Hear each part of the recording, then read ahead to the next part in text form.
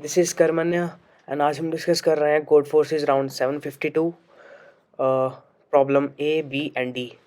During the contest I was able to solve these three problems. So what we have is we have an integer sequence a1 a2 an and हम इसमें ये operations कर सकते हैं. क्या कर सकते हैं? हम एक पॉजिटिव इंटीजर लेंगे k एंड हम कोई भी एक पोजीशन सेलेक्ट करेंगे इस लिस्ट में एंड इस k को ओके एंड देन इस k को उस पोजीशन पे इंसर्ट कर देंगे. मतलब जैसे इन्होंने एग्जांपल ली 3 3 एंड 4 एंड इन्होंने k ले लिया 2, तो इस 2 को डायरेक्टली इंसर्ट कर दिया. हम कहाँ कहाँ इंसर्ट कर सकते हैं? या तो फर्स्ट पोजीशन पे, या तो सेकंड, या थर्ड, फोर्थ, व्हाटएवर. ओके, सो हमें क्या करना है कि जो हमारे पास फाइनल सीक्वेंस बनेगी उसमें जो हर इंडेक्स पे नंबर है वो उस इंडेक्स से या तो लेस देन होना चाहिए या तो इक्वल होना चाहिए. मतलब सपोज जो हमारे पास नंबर था ए आई वो लेस देन और इक्वल टू होना चाहिए उस इंडेक्स से. मतलब क्या कहने का कि अगर मैं ये सीक्वेंस ले लूँ 1 then again 1 then again 1 then this is the index 1, this is index 2, this is index 3 4. I can take 3 here. If it is 5 I can take 5 here. So कुछ ऐसी सीक्वेंस बनेगी जिसमें जो हमारे पास इंडिविजुअल नंबर्स हैं वो उस इंडेक्स से लेस देन और इक्वल टू होने चाहिए. ठीक है, तो where this mod A denotes the size of A. हाँ मतलब देखो, जितना भी इस सीक्वेंस का साइज होगा यहाँ जो भी इंडेक्स होंगे उन इंडेक्सेस तक हमारे पास नंबर्स वैसे हो सकते हैं such that this condition is satisfied. ai is less than or equal to I where I is the index. तो क्या करेंगे फिर? हमें क्या करना है? we have to find the minimum number of operations that he has to perform to achieve this goal. Okay, क्या कर रहे थे हम?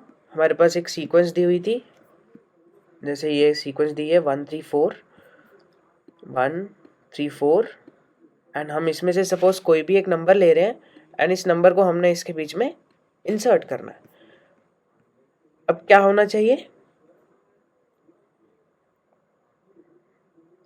तो हमें मिनिमम नंबर ऑफ ऑपरेशंस बताने हैं कि हम ये चीज़ कितने स्टेप्स में कर सकते हैं.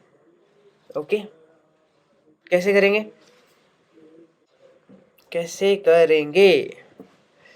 So what I thought is suppose I have a sequence like 1 2 5 6 9 4 8. Okay, suppose I have this sequence and I have the indexes as 1 2 3 4 5 6 7 whatever. So अगर मुझे, चलो 1 by 1 चेक करते हैं. क्या ये वाला एलिमेंट मेरा सही है? हाँ सही है, क्योंकि ये वाली कंडीशन मेरी सेटिस्फाई हो रही है कि नहीं हो रही है? ये वाली कंडीशन मेरी सेटिस्फाई हो रही है. ये वाली condition element is less than और इक्वल टू द इंडेक्स. ठीक है ना? ये वाला सही है. क्या ये वाला सही है? हाँ ये सही है. क्या ये वाला सही है? ये है 5 एंड इस जगह पे इंडेक्स है 3.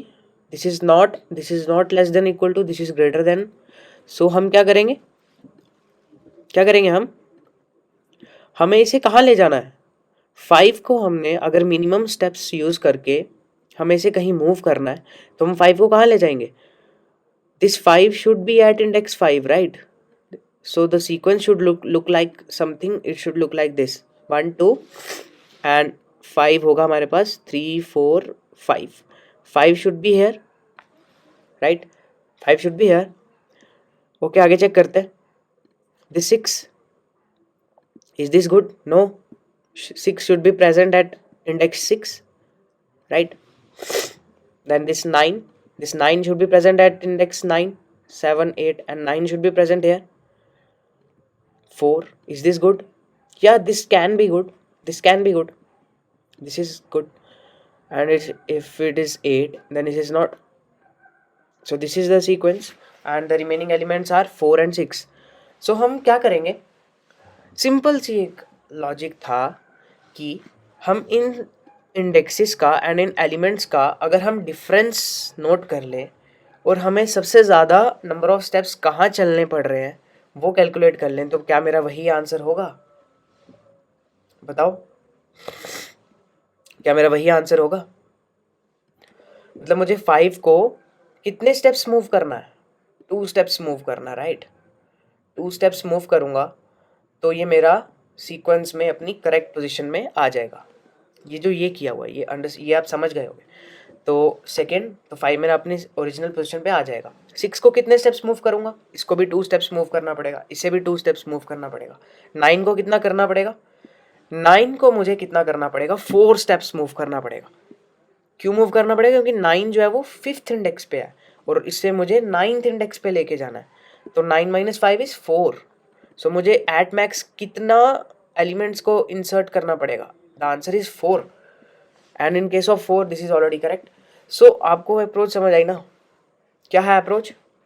हम AI - I का मैक्सिमम वैल्यू फाइंड कर लेंगे। ओके, मैक्सिमम वैल्यू फाइंड कर लेंगे, maximum value of AI across all indexes, and that will be my answer. That will be my answer. Okay, let's see the code. ये रहा मेरा code. See, this is the these are the functions. This given function is you can easily understand is this given function is taking the array. This n number is taking the given number, and this answer is initialized as -infinity. And what I'm doing is iterating over all the indexes for I in range n and taking the maximum value of AI minus I and -1. Why this -1? Because indexes are, because I is ranging from 1 to n, right? 1 to n.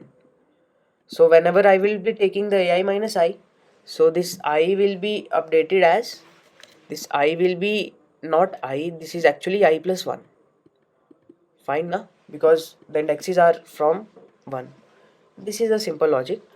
So and then printing the answer. Hope you have understood this, and I will be bringing the problem B and problem D also, and I will try to bring the problem C too. Okay, peace out. Please subscribe and like and share please. Okay.